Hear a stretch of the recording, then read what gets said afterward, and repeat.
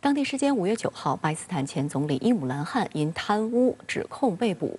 随后，抗议活动在巴基斯坦全国范围内爆发。伊姆兰汗的支持者及巴县政府互相指责。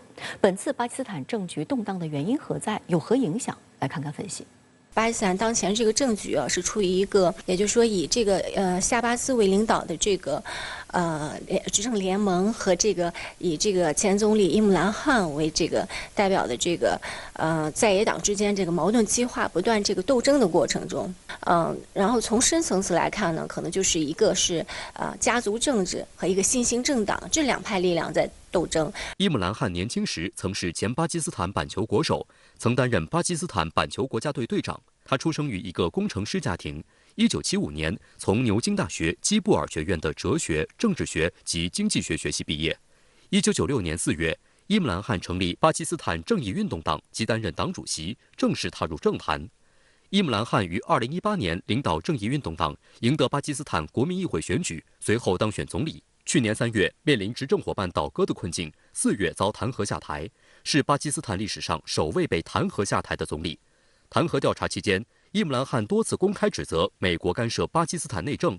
巴内政部长萨瑙拉汗指控伊姆兰汗及其妻子曾从一个被英国政府指控洗钱的巴基斯坦土地开发商处收取一些土地。英国政府后来将涉及洗钱的款项归还给巴基斯坦，但相关款项没有进入国库，涉及2亿4千万美元。伊姆兰汗否认相关控罪。中国国际问题研究院发展中国家研究所副研究员李艳青分析指出。 夏巴斯县政府此前否认了伊姆兰汗的反美言论导致其下台的说法，但是美方泄露文件显示，美国确实在对中国周边国家实施影响力，强迫他们在中美之间选边站队。 最近的，就是这个美国文件的那个泄露文件里可以看到，美国的确是在南亚地区，就是中国周边地区的一些国家是在施加影响力。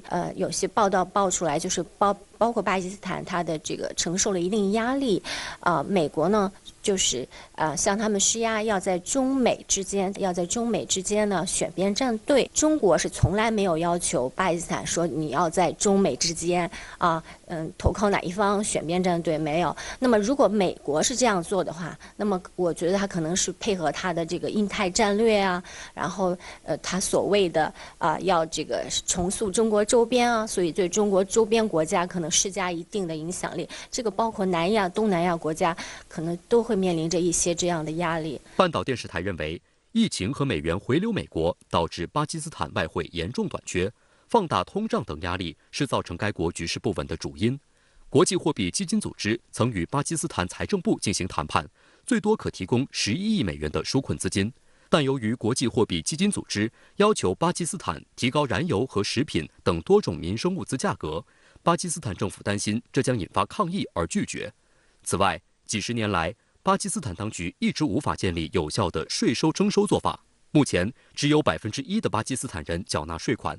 而该国是全球税率与 GDP 比率最低的国家之一。巴基斯坦国内的政局动荡肯定是不利于他国家的安全稳定和经济发展，所以中国肯定是希望巴基斯坦能够尽快的这个政局稳定，然后继续的来这个聚焦于经济发展，这样呢对中巴经济走廊能够顺利的推进也是有好处的，因为我们看到这个。 近期这个高仿啊，这个也是双方达成了，包括在中巴经济走廊项目下，就是要包括在这个什么清洁能源啊、科技呀、是吧等等的方面，我们都要加强合作。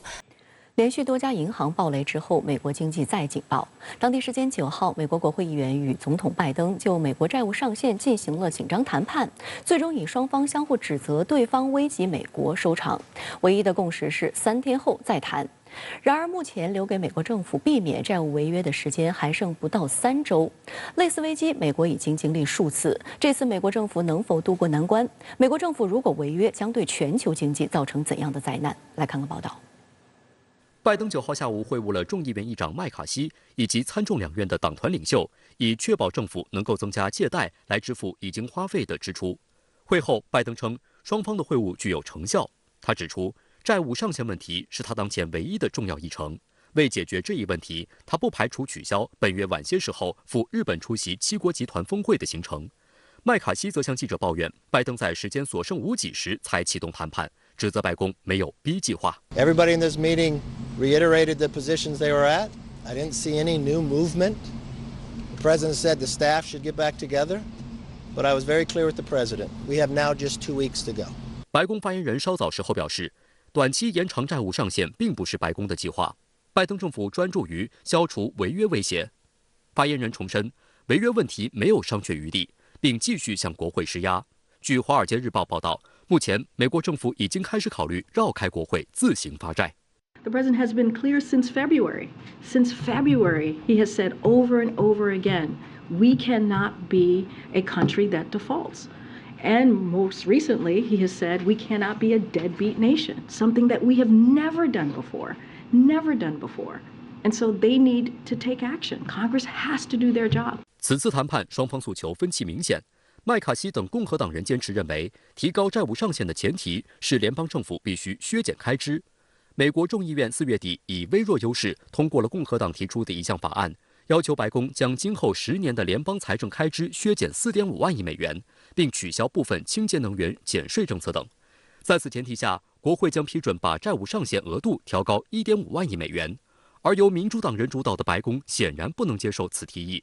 拜登认为，应该以不附带任何条件为前提，提高债务上限。两党在表演这个政治大秀呢，可能就是明年选举的前哨战。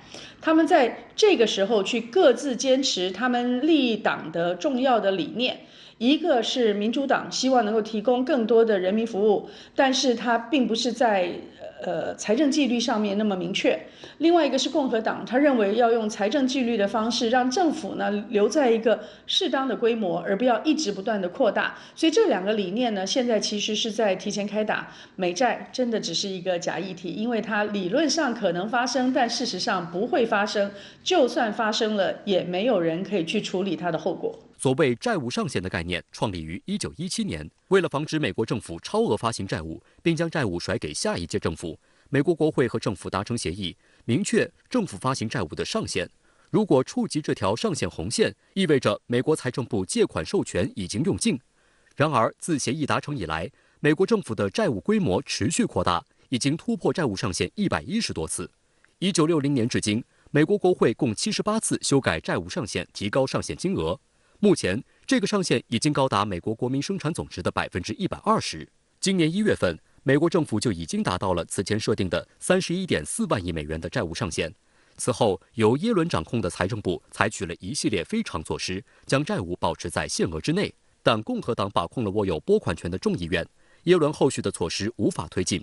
他近日表示，美国可能最早于6月1号出现政府债务违约，这将导致美国政府的信用扫地。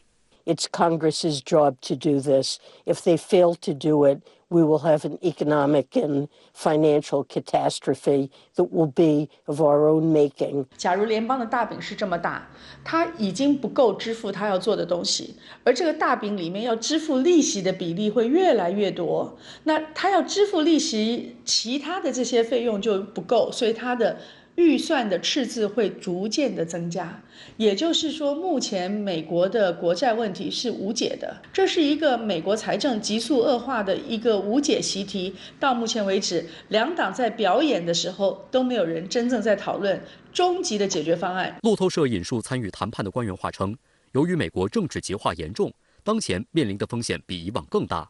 从过往经验来看，两党往往要拖到最后一刻，迫于多种压力，反复权衡利害后，才会达成某种妥协。只是时下博弈过程恐怕会尤其难看。有分析师预计，债务上限危机叠加联邦储备委员会激进加息，美国经济恐将面临严重衰退风险。而如果债务上限谈判拖到最后期限，美国经济可能萎缩0.3%。市场的担忧十分直观。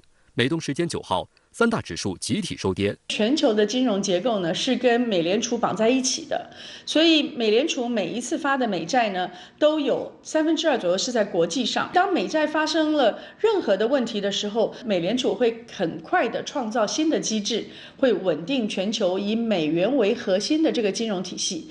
但是若是它爆雷了，美国连联邦政府都可能出现问题的时候，当然以信用为基础的美元体系就会受到大家的质疑。